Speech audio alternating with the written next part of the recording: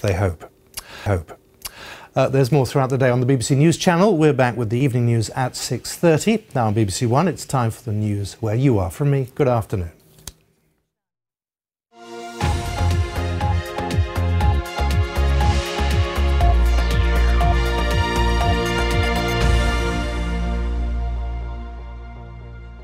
Hello, good afternoon. The North West is bracing itself for another night of storms. 3 severe flood warnings issued by the Environment Agency remain in place.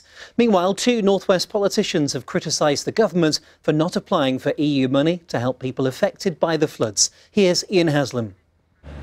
They're still enduring the effects of the weekend's flooding at Croston in Lancashire. People are now having to prepare themselves for the possibility of there being more to come. People that lost their houses in 2012 and took a year to be rebuilt have lost it all again. New houses that never have flooded, even going back as 40 odd years, have gone. We've lost a lot of the community this time around. The Prime Minister, who visited some flood-affected areas yesterday, is facing criticism from North West politicians for not using European solidarity funding to help people here. If there's money in the European Union, then that money should be coming forward. We're net contributors to the European Union. Let's get more of our money back to be able to spend on our own people.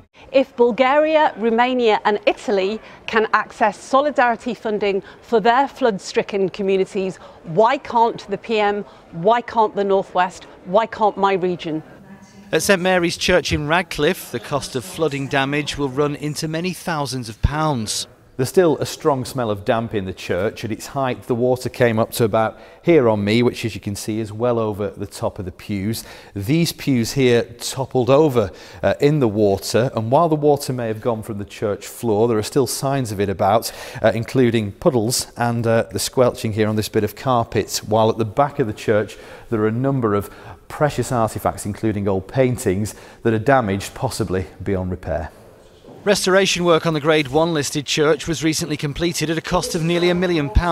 European Solidarity Fund money here would, says the area's bishop, be welcome. Certainly we would benefit from a fund such as that. I'm sure that a church like this that is near to the river and therefore a bit vulnerable, and I think there are some bridge problems locally that also need to be attended to. Less than 100 homes in the region are still without electricity. Further strong winds and rain are forecast overnight. Ian Haslam, BBC North West Today. A man from Greater Manchester, described as one of the UK's most wanted, has been arrested in Greece following an investigation by the National Crime Agency. 39-year-old Simon Dutton from Bolton's wanted for allegedly being part of a gang who tried to smuggle cocaine worth around £1.6 million into Britain. He was arrested in Thessalonica on Sunday and faces extradition. Smokers are being urged to make 2016 the year they quit for good as part of a new government campaign to highlight the risk of lung diseases. Public Health England says more than 195,000 people in the North West are living with chronic lung disease and that smokers' cough could be the first symptom.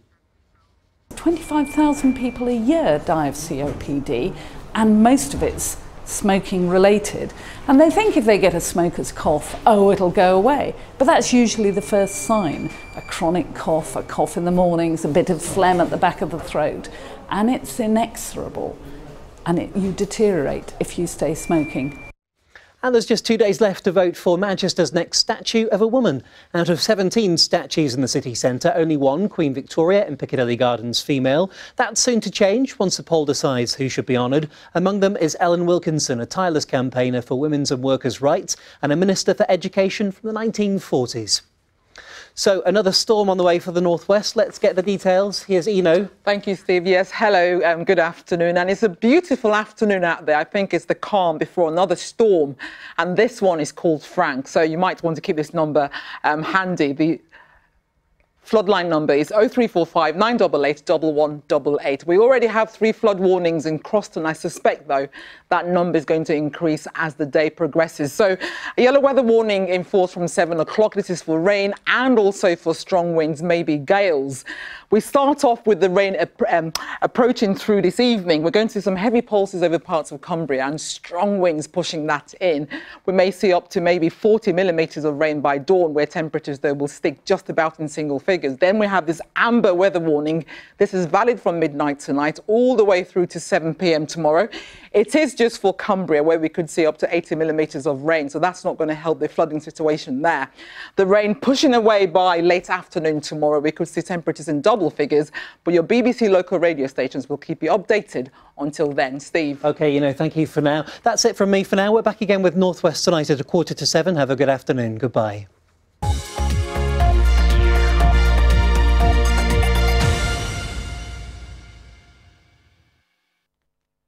Hello there.